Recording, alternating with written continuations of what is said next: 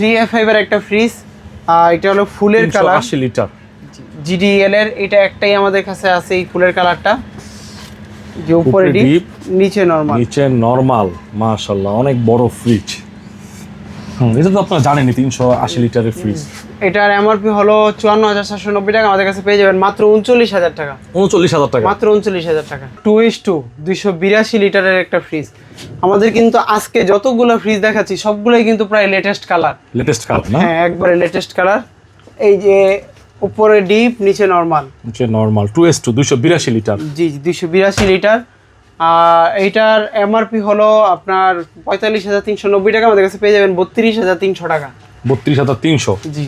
এরপরে এটা হলো 3A6 386 লিটারের, এটাও কিন্তু লেটেস্ট কালার। এটা ম্যাট ফিনিশিং। Matte finishing.